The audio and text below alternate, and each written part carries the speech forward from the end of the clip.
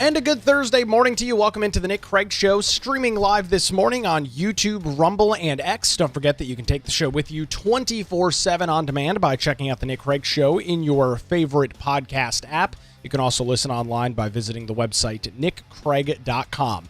Our show this morning is brought to you in part by the Law Group. Visit them online at lawgroupnc.com or give them a call at 910-251-6088. And we appreciate their continued support of the Nick Craig Show. More from them coming up a little bit later on in the program this morning.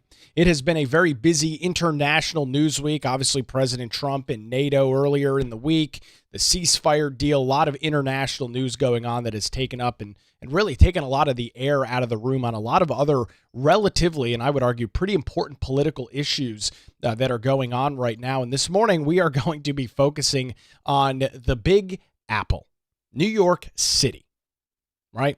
The great state of New York and all of the wonderful things that city and state has to offer. And I'm sure you have seen some of the news coverage over the last couple of days. A radical, progressive, communist, self-described communist, has won the Democrat primary in the state of New York. And there's a lot of analysis to get into this morning. Get some of your thoughts as well. You can comment on our YouTube, Rumble, or live chat this morning over on X if you've got some comments on Zohran Mamdani. That is the individual who has won the Democrat mayoral race there, at least the primary race against former governor, or disgraced governor, Andrew Cuomo. So let's first start off with what a primary election is. And I think this setup is rather important when you understand what's going on. It doesn't minimize the situation that's unfolding, but it is an important part of the discussion. When you look at primary elections, it is your most radical group of individuals, your most engaged group of individuals. I mean, this is regardless of whether we're talking about New York City, California, North Carolina, South Carolina, Georgia, Florida. The people that vote in primary elections are the 1%. You'll hear about the 1% a lot throughout the show today, but they are the 1%. The vast majority of voters, you look at those that show up every 2 or 4 years, do not vote in primaries. And there's a variety of reasons for that. The biggest is the fact that individuals just don't follow stuff that closely, right? You and I, the folks that listen to this show, that support the program here, of course, I can't thank you enough for that. But we are odd in our political followings of the news, right? It is not, most individuals do not follow things as closely as you and I do.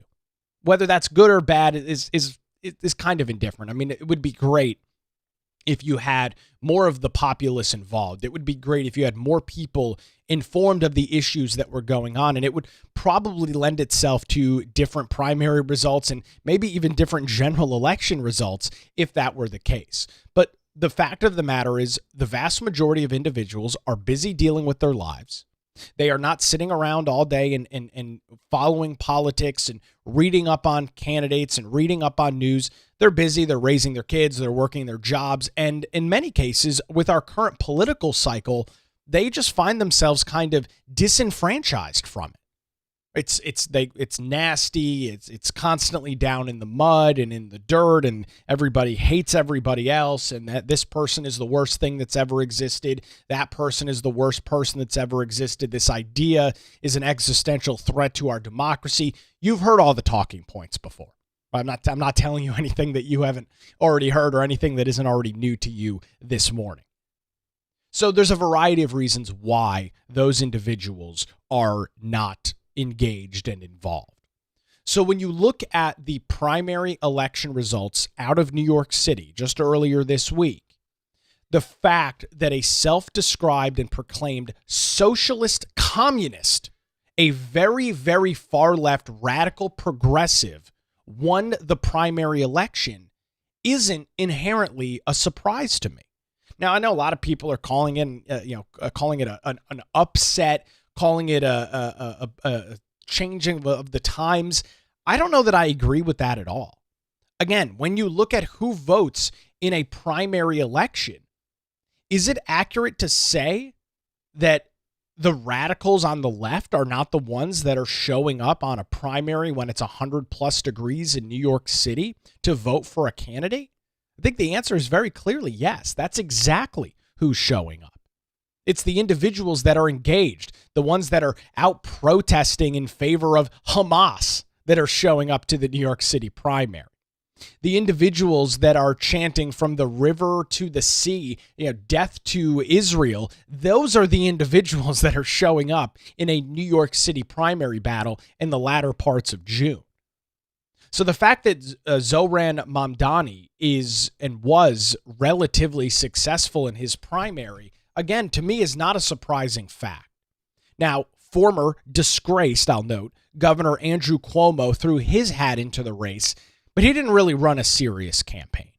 He didn't spend a lot of money. It was kind of a last-minute, last-ditch effort for Cuomo. I don't know if he was asked by those in the Democrat Party in New York to just throw his hat in because they didn't want this radical communist to win the election. He didn't run a hard campaign.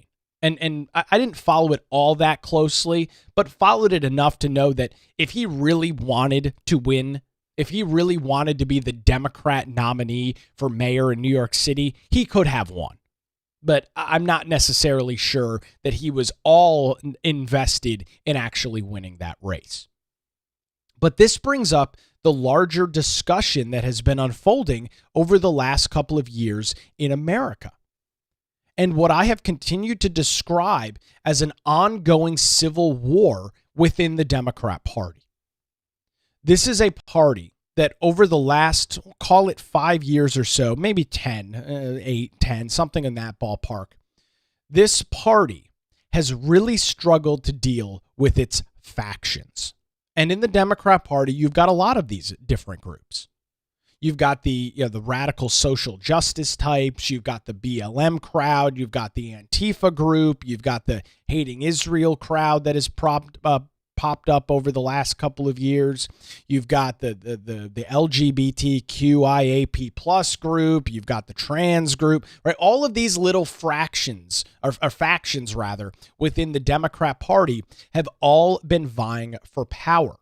And the reason that this has been allowed to unfold the way that it has is because the Democrat Party cannot afford to piss off their base. I strongly believe when you look at kind of the political makeup, you've got, what I'll call the far left, the far right. You've got your moderate left, your moderate right, and then you've got this big chunk of people in the middle. The big chunk of people in the middle over the last 5 or 10 years, from everything that I've seen, all of the studies that I've looked at and really just looking at voting history, that group in the middle is trending more right-leaning. They're not all the way on the right, but they're trending more right-leaning. That's a big problem for the left.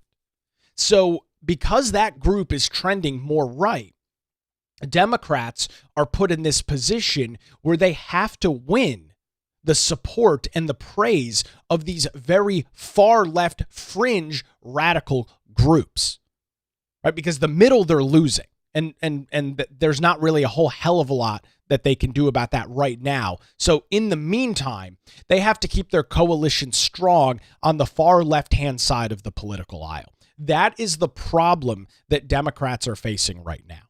And in order to keep those groups engaged, in order to keep those far left fringe groups showing up and actually supporting your candidates, you've got to give them and drop them some carrots. You've got to give them a reason to continue to show up. And the Democrats have slowly over time given these groups more and more leverage, more and more power, more and more control. But it's having an opposite effect, I think, of what the Democrats were hoping for. Yes, it's engaged these groups, but in the meantime, it is pushing more and more middle of the road, and I would even argue some more left-leaning Democrats, not fully over to the left, but just outside of the middle. It is pushing those groups further to the right. And so there's this interesting it's not even a political concept, but there's this concept known as the Overton window. And it specifically deals with politics. And if you're not familiar with the Overton window, I'm going to just pull up a little graphic here so that we can take a look at this. This is what the Overton window essentially looks like. So you've got this political scale. on both sides. Unthinkable, radical, acceptable, sensible. And then as you get closer and closer to the middle, that's where you've got these vast majority of voters that say, yeah, I'm a middle of the road voter. And so the interesting thing about the Overton window is it shifts along the axis. The people aren't shifting, but the window itself shifts. And what you've seen, and this graph is a little bit backwards. See if I can find another one that's got some different political stuff on it. Here we go. Here's a one with the left and right, blue and red. So this is the Overton window, and it is shifting. The window itself, what you can see, right? You look out of a window, you can see what's out of that window. That window is shifting more to the right. The people aren't necessarily shifting, but the window itself is. A lot of that is in large part to the Democrat Party's inability to win elections.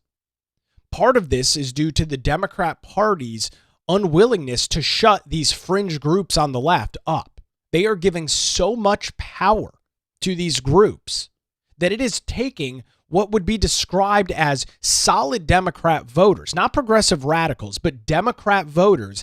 It is shifting those individuals to the right. It is taking those people and they're saying, you guys are freaking crazy.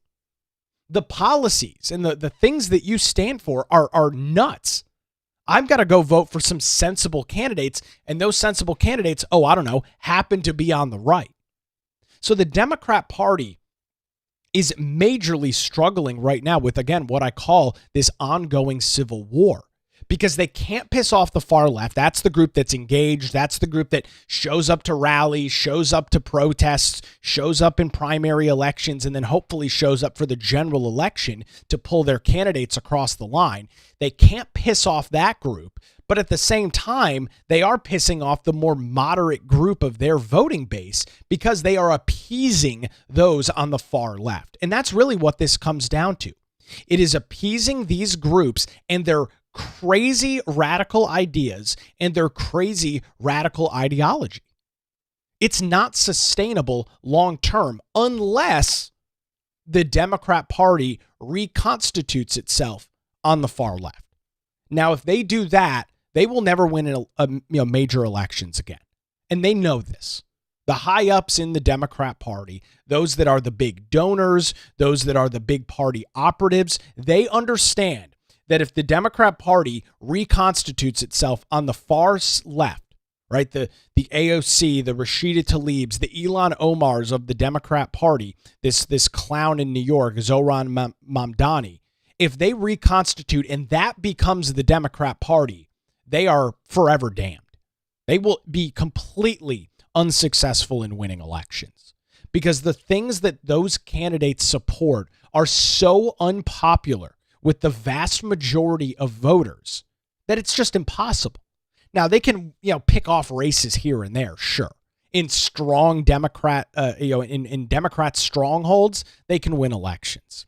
In very, very far left, very, very deep blue areas, yes, regardless of whether the candidate is a more moderate Democrat or a raging progressive radical, they will still win because that's just math. When you've got a district that is heavily Democrat or heavily Republican, almost regardless of the candidate, they're going to win almost every single time. Not every time, but almost every single time. It's a good rule of thumb. So you've got this power struggle that's going on right now. And the AOCs and the Rashida Tlaibs, the squad as they were called back and named a couple of years ago, this group has risen to some level of prominence in the Democrat Party. And it's been an issue for former House Speaker Nancy Pelosi. It's an issue now for Hakeem Jeffries. Chuck Schumer has to face some of this over in the United States Senate. And it's a very tough political struggle and battle that this party is dealing with right now. But the important thing to know in all of this, it's their own doing. Right? This is 100% their own fault. Yes, I am victim blaming the Democrat Party in this case. They allowed these groups to not take over the party, but wield so much influence in the Democrat Party over the last 5 or 10 years that they have lost control of the ship. They are no longer able to steer back towards where they need to be, which is the middle. Both parties, to be successful, need to be closer to the middle than closer to the fringe. The closer you get to the fringe on either side of the political aisle, the less likely you are to win. That's just historical information and just a simple math equation as it relates to elections, right? Because you have to look and understand that the vast majority of voters are not hyper partisans. The vast majority of voters are not flaming Republicans and flaming Democrats. The vast majority of people are somewhere in the middle. And they have right-leaning tendencies, whether it's predominantly it's more economic issues, fiscal conservatism, but then they may have left-leaning issues, right? Abortion might not be a big deal for them. They might be in favor of, socialized medicine or UBI or something of that nature. These are not far-left progressive radicals. These are individuals in the middle that have tendencies on both sides of the aisle. And so both parties need to win that group in the middle. Democrats, over the last couple of election cycles, are starting to lose their grasp on that. And it's happening very quickly, very, very rapidly. And I can imagine that this situation that unfolded in New York City last week is only going to probably speed up the process. I caught this clip on Fox News yesterday morning. It's a 30-second clip, and we'll get into some more details as to what this clown, this literal communist in New York City supports. Again, his name is Zohran Mamdani. He's been in the country 7 years, and he has now won the Democrat primary in New York City. Here's a quick rundown on Fox as to the things that he supports. But if you want to know who this guy is that won the Democratic nominee, or looks like he will, he wants to freeze rent, have city-run grocery stores, social workers instead of police, so he wants to defund the police, and a social worker will go to your house if you call 911. $70 billion of debt to fund affordable housing. He wants free buses, no-cost childcare, baby baskets to newborns, and $30 minimum wage. How can he afford that? And he wants to increase corporate tax to 11%. So there you go. Those are some of the great issues that he supports. And you can go through this list and just see how crazy this stuff is. No more police, right? Defund the police is back, which is crazy because the left got slapped down pretty heavily on that. They tried this back during the George Floyd era, the summer of love and peace in 2020 when Antifa and BLM burned cities down throughout the United States, all in the name of justice reform, all in the name of evil, awful police officers. There was a period of time where this defund police movement did have some serious legs, and it was something that you heard a lot of Democrats talking about. But as that happened, the polling started coming in. The data started coming in, and it showed that that was an 80-20 issue that, once again, the Democrats were on the losing side of. The vast majority of Americans, regardless of their political stance, regardless of whether they supported Harris or supported Trump or Biden or Obama, whatever, they are not in favor of defunding law enforcement. They are not in favor of getting rid of the police. That is a very unpopular opinion on the left. And it's why you really haven't seen much discussion of it over the last couple of years. Because Democrats have been told, and the data backs up, that it's an unpopular idea. People like having the police available. If somebody breaks into your house, they want to be able to call the police. If you're getting robbed, you want to be able to call the police. God forbid you're dealing with an issue, you want to have 911 be able to actually respond to your call. The left, for whatever reason, thought it was a good idea to claim, oh yeah, we'll just defund the police. Didn't work. It's not a sustainable political model, but that's what this guy wants to do in New York City. He wants to open up safe injection sites. New York City, currently the homeless population is a group of mentally ill individuals that are in many cases addicted to hardcore drugs. We're talking about things that you inject like heroin. He wants to open safe injection sites. We've seen this play out in many far left cities on the left, where the city or the state is paying and giving people clean needles so that they can shoot up heroin in public. Taking tax dollars of law-abiding citizens and giving it to individuals so they can shoot up heroin in the middle of the road. He wants to end cash bail. He wants to end all cooperation with ICE. He wants to get rid of all medical debt. He has discussed abolishing prisons, banning all firearms, getting rid of private insurance, decriminalizing drug possession. This is truly the laundry list of the progressive radical left. Everything that you just heard come out of my mouth is the wish list of these people on the fringe left. And so this guy is successful in the primary earlier this week. Tuesday night was the primary. Is successful, beats Andrew Cuomo, and it's leaving it's setting up a very interesting position because the current mayor in Eric Adams is running for re-election, but he's doing so as an unaffiliated. So this Mamdani guy is going to be the Democrat candidate. Eric Adams, the current mayor, is running as an unaffiliated. And there's discussion that, and it's pretty well understood, that Curtis Sliwa is going to be running as the Republican. So you're going to have three candidates. One is the current mayor. The other is a far left progressive radical communist. And the other is a sensible Republican running in that race. And so you've got a bunch of calls this morning from those even on the right saying that Curtis Sliwa and Andrew Cuomo need to drop out of the race and everybody needs to support Eric Adams, which we'll get into throughout the show this morning. But man, what a messy situation in New York City. And it sets up the Democrat Party for a complete and total failure. Now, I'm going to make this point to you. I hope that this guy wins. Now, I was formerly a resident of New York State. I have never lived in New York City. But as a former resident of New York State, thankfully not living there anymore, I am hopeful that Zohran Mamdani is successful in his election. And hear me out. New York City is unfortunately trending more and more to the left. And I am a strong believer that somebody like this, somebody this progressive, somebody this radical being the mayor of New York City will put the nail in the coffin of the modern Democrat Party. Somebody with these ideas on the national stage, who, by the way, the same guy claimed that if Benjamin Netanyahu visits the United Nations in New York City, where the UN headquarters are, if he comes over to the United States, that he will instruct NYPD to arrest him and charge him with crimes against humanity. Now, that's regardless of whether you think Benjamin Netanyahu is a good guy or not.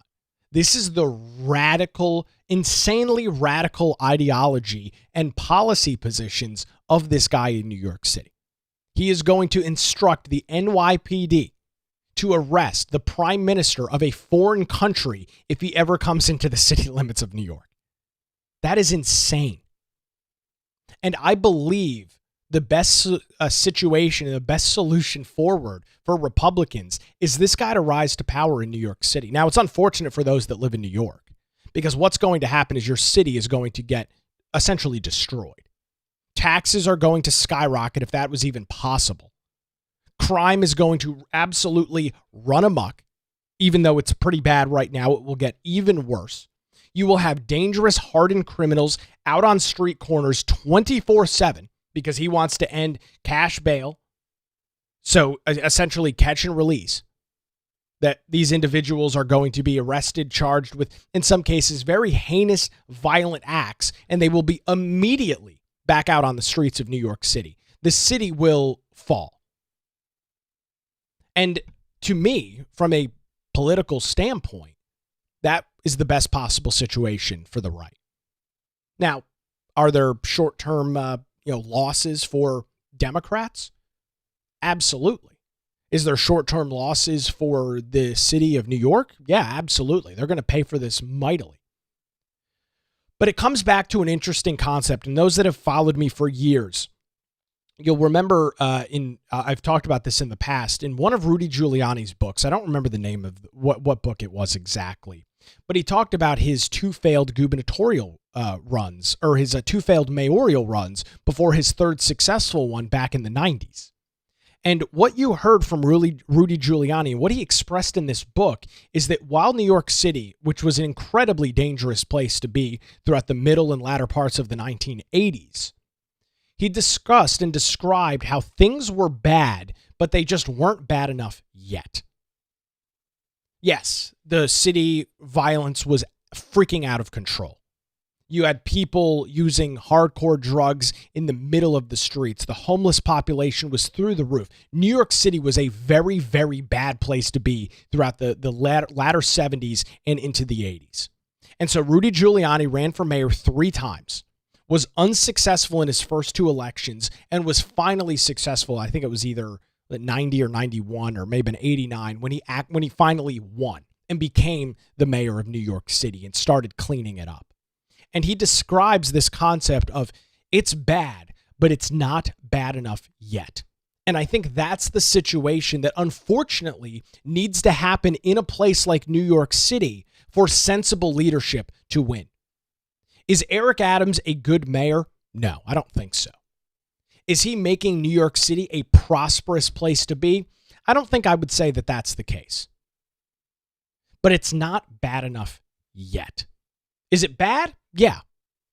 I mean, you can go online and see the videos of people being assaulted in the streets. You can see NYPD being beat up by droves of illegal immigrants that Eric Adams has funneled into the city. It's a bad place, sure. But is it bad enough yet? And I don't believe the answer to that is yes. But what I do believe is the case is that Zohran Mamdani, this communist who won the primary Tuesday, he will in fact make it bad enough that a sensible leader will be able to come into New York, similar to what Rudy Giuliani did, and really clean up the city. Because the people think they want this stuff, right? These far left, bleeding heart, progressive, radical liberals and leftists, they believe they want to abolish NYPD. They believe that they just want to let criminals out of jail and allow them to roam the streets. They believe that they want these safe injection sites so that people can shoot up heroin. But when the rubber meets the road, when this stuff is actually put into practice, when these things are actually rolled out, they're a disaster.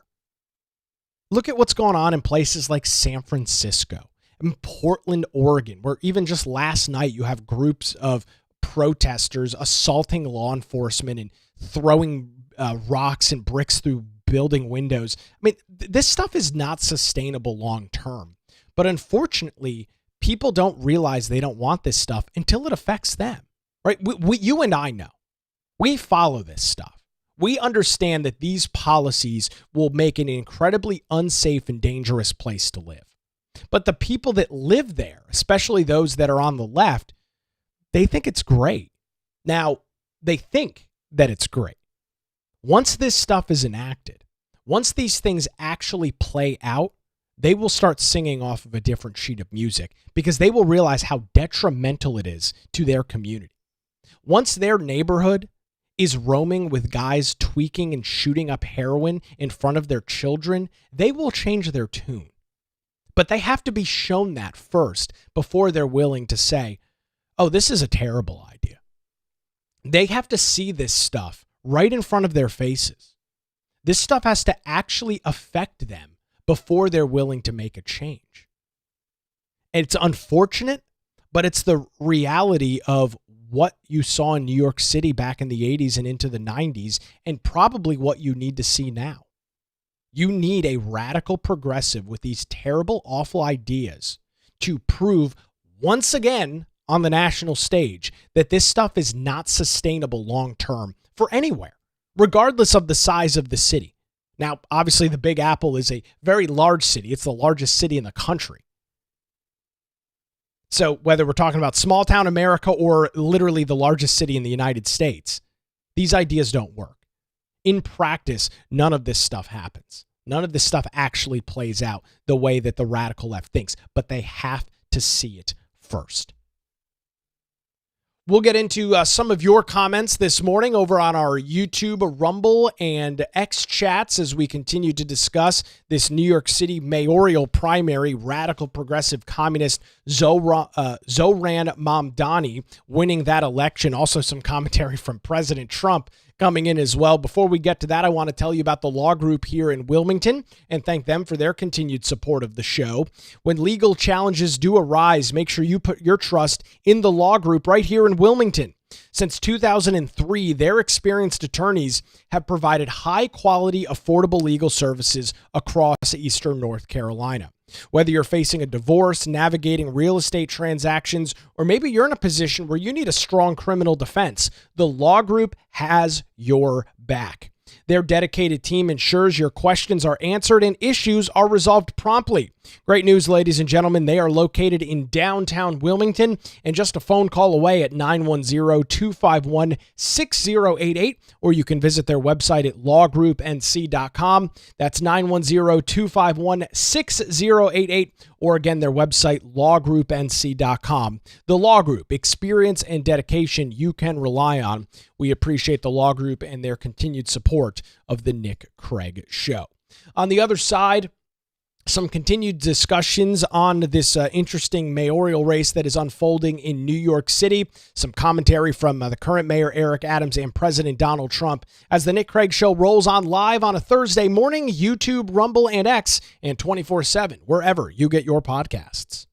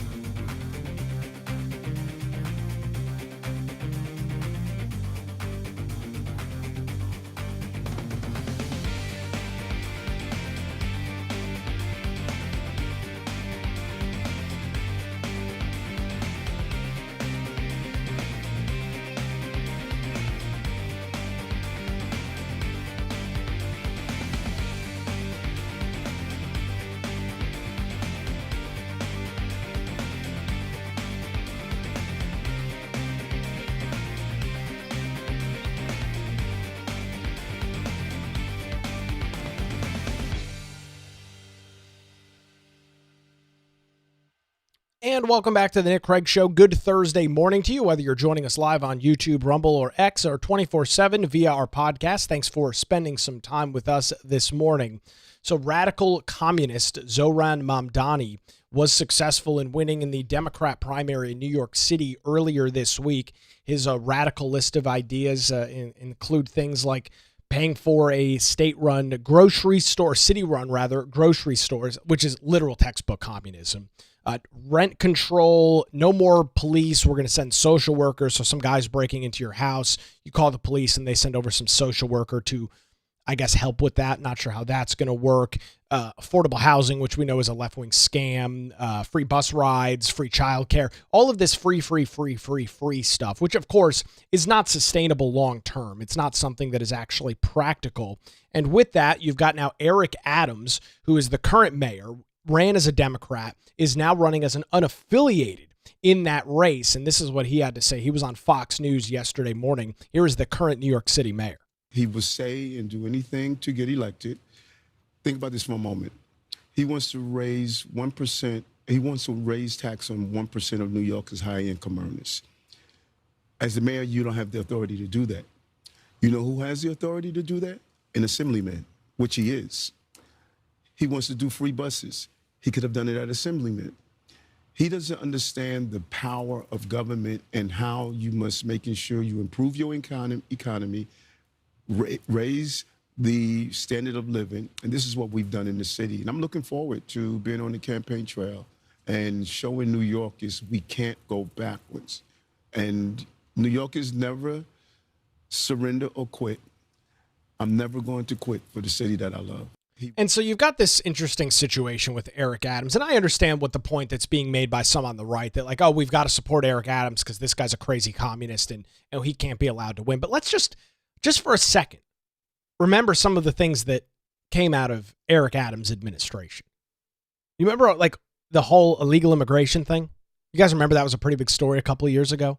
Eric Adams was one of the mayors across the country that was busing individuals into New York City, shutting down schools to turn them into immigrant camps, providing these individuals with hundreds, if not thousands of dollars a month worth of gift cards and free meals and free this and free that, free cell phones. That's what he did back just a couple of years ago. Now, he's changed his tune as of late. He has realized that that stuff is not sustainable going forward, but don't fool yourself into believing that somebody like Eric Adams is a moderate, because he's not. He is still a progressive. He is still a Democrat. And I'm really of the mindset this morning, because I don't live there and it's not really my problem, that I want this radical progressive guy to win, fail miserably, and then you get a solid Republican candidate that can clean up New York City like Rudy Giuliani did throughout the 90s. It was a very similar thing to what you're seeing right now. Obviously, the politics have changed a little bit since then, but that's the game plan. Now, President Donald Trump has started to comment on this. He put out this post yesterday on Truth Social. It's finally happened. The Democrats have crossed the line. Zohran Mamdani, a 100% communist lunatic, has just won the Democrat primary and is on his way to becoming mayor. We've had radical leftists before, but this is getting a little bit ridiculous. He looks terrible, his voice is grating, and he's not very smart. He's got AOC +3 dummies all backing him, and even our great Palestinian senator, crying Chuck Schumer, is groveling over him. Yes, this is a big moment in the history of our country. There's a lot to take away there from the president's post. He says that the Democrats have finally crossed the line. Yeah, absolutely. This was very predictable. Again, when you give the megaphone to far left fringe radical groups and make them believe that they are the most important voice in the room, when you lead them to believe that the things that they support, their crazy radical ideology, is that of the Democrat Party, this is the end result.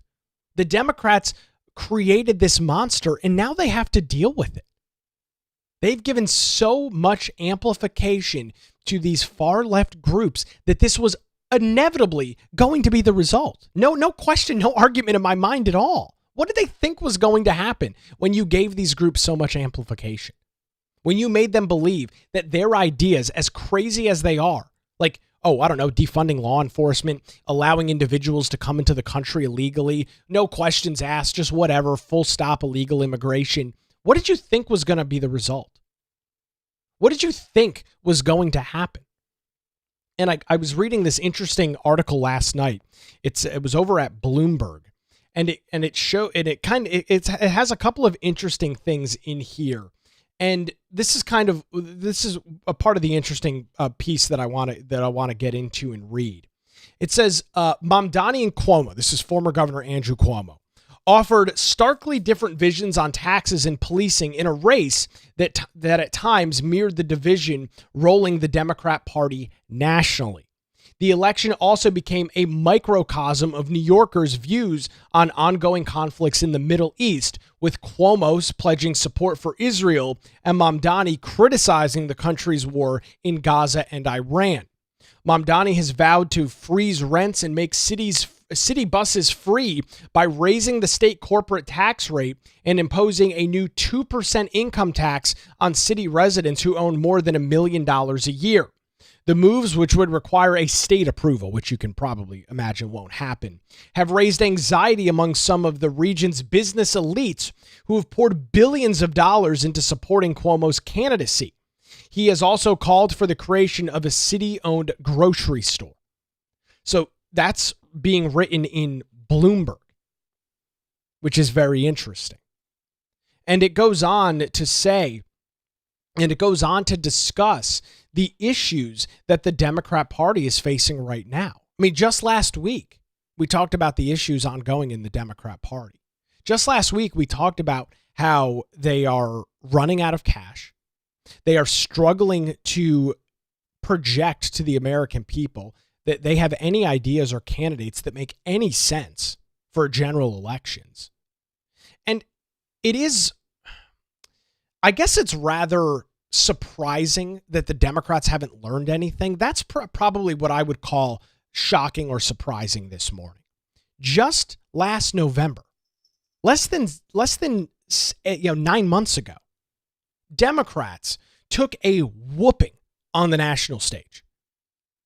They got hammered in the presidential election. Donald Trump won 7 of 7 swing states and won the popular vote for the first time as a Republican in over 20 years. The Democrats lost control of both chambers of Congress. Republicans were able to hold on to their slim House majority. Republicans were able to clearly take over the United States Senate. That was a bloodbath of a race. And even with that, you would have assumed, and I don't know, I'm just assuming as if I'm putting myself in the position if I was a Democrat. You would have assumed that with all of that unfolding in front of your very eyes, not that long ago, that you would say, all right, we need to take a step back. We need to retool our messaging. We need to retool our policy, retool our platforms, and figure out how the hell we win. Because here's the thing, and this is something that a lot of folks on both sides of the political aisle struggle with politically. Regardless of whether you think your ideas are great or not, if you can't win, it really doesn't matter. And I know that that's a tough pill for a lot of people to swallow, but the reality is very simple. You can be the best conservative candidate. You can be the best liberal candidate. If you have no viable opportunity and no viable shot at winning, it doesn't matter how good your ideas are. Losing in politics is not coming in second place. That's not how this works. When you lose, you're done. You get nothing. You're not the runner-up. You don't get a say in what happens. When you lose, it's done. It's over with. The person that won or the party that won drives the ship. You have absolutely no say in anything that happens. You're just done. So having ideas and having policies, yes, of course, incredibly important. But if you can't win with those issues, then I would argue, what's the point of even running? Why are you even putting yourself out there with these so-called great ideas if you have no viable path to victory? And this is something that I think, especially on the right, we need to do a better job with. You know, I don't want to rewrite history, but I mean, you look at the gubernatorial race here in North Carolina last year. I mean, Mark Robinson, said a lot of great things, had a lot of good policy, platform issues. But was just a terrible candidate and had no viable path to victory. But however, he stayed in the race, continued to run, and what was the end result? Radical progressive Attorney General Josh Stein won. He is now driving the ship in North Carolina. Mark Robinson is MIA. And I'm not trying to dig in on Robinson this morning, but the point is, if you can't win and you don't have an opportunity and even a viable path to secure an election victory, That is a serious problem. And so when you look at the Democrat Party nationally, with everything that just unfolded in November of last year, I do genuinely find it a little bit surprising and a little bit shocking that they have not taken court and said, we need to shift something dramatically here. We need to make some significant changes to the way that we do business. And it's obvious that they haven't, because this clown, Zohran Mamdani, won the primary election Tuesday. Radicals in the Democrat Party still are of the mindset that that is a sustainable model going forward. I genuinely believe that those on the far left, the far side of the political spectrum on the left, believe that these ideas are popular, that these ideas can win. The reality is, sure, they can win in a primary. When you've got 8% of the vote showing up to pull you across the finish line, yeah, you can win that. Mark Robinson was very successful in the Republican primary, blew everybody out of the water. Then he got murdered in the general election. It was the worst gubernatorial loss in North Carolina in 40 years. He got destroyed by Josh Stein. Primaries are not an indication of a general election. Some commentary coming in on our live chat this morning over on Rumble. Democrats don't reflect on why they lose. They just double down on their 20% side of 80-20 policies.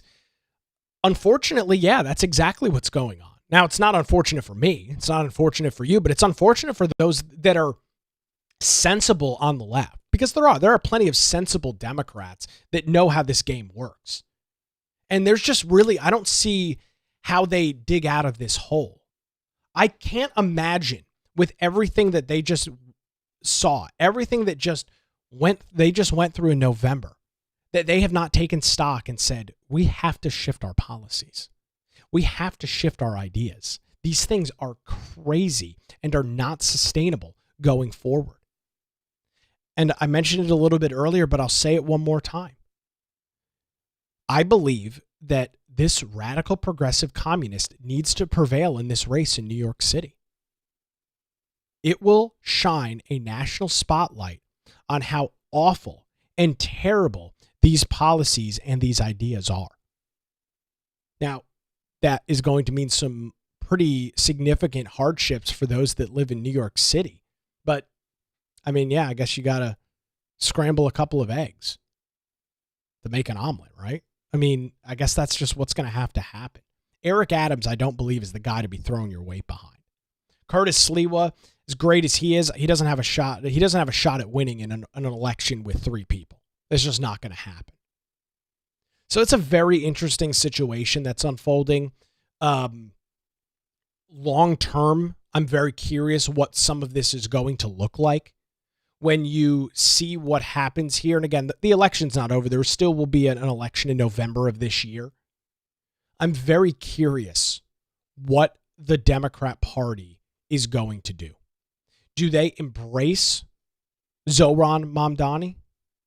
Do they embrace his policy and ideas? Because at the end of the day, he is still their guy. Do they embrace that, or do they try and find a way to skirt around it? Do they try and find a way to downplay some of these terrible, horrific policies and ideas that he's bringing forward? I don't know that I don't have the answer to that question this morning. It's literally going to be a situation where we're just going to have to wait and see. It's literally a situation where we're just going to have to kind of watch it unfold over the next couple of months and see what the end result is. Some additional commentary from President Donald Trump, pretty sarcastic in this post.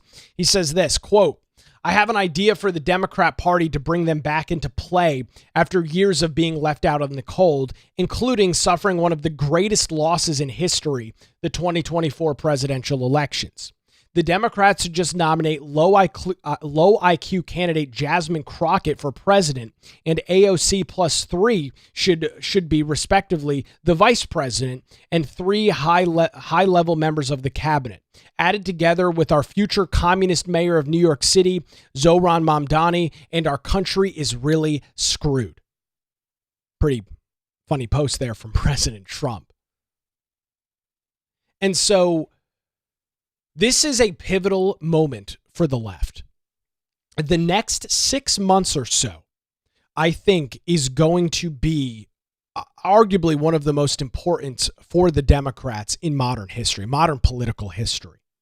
This party is going to have to decide and really ask themselves one key question. Do we continue to appease those on the far left side of the political aisle, or do we go back to more sensible policies and try to appease to those in the middle? That is the quintessential question that they are going to have to ask themselves over the next 5 to 6 months. What's more important?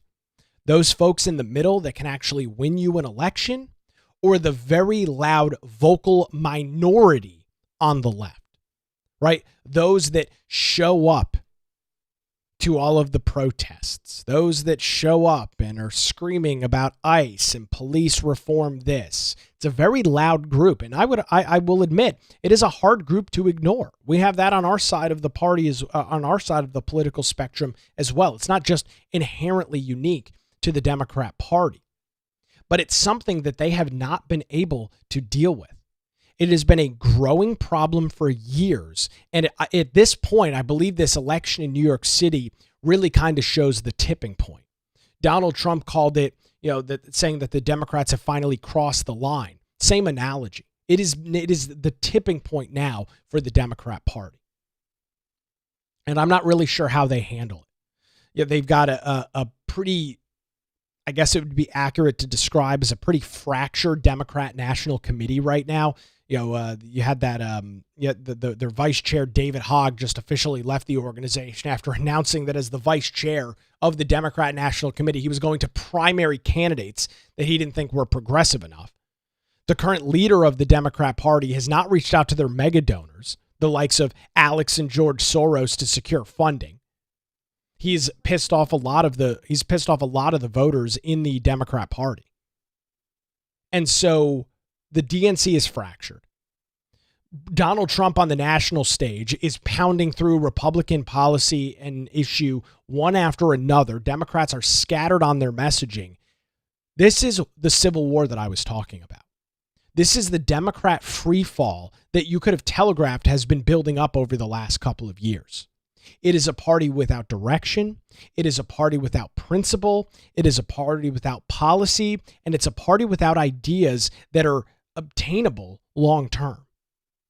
It's a party that doesn't have policies that can win, and a party that is as of late been unsuccessful with convincing electorates that yes, we are the party that can lead the country or the state or the city forward.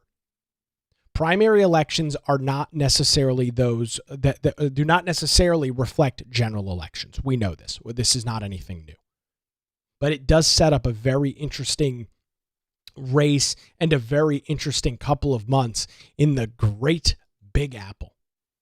So it's something that I'm going to be keeping a relatively close eye on over the next couple of months. It's going to be interesting to see if Curtis Sliwa, the Republican candidate in the race, decides to drop out and build a coalition with current mayor Eric Adams. Adams is running, as I mentioned, as an unaffiliated in that race. Do they build a coalition and try and push him across the finish line?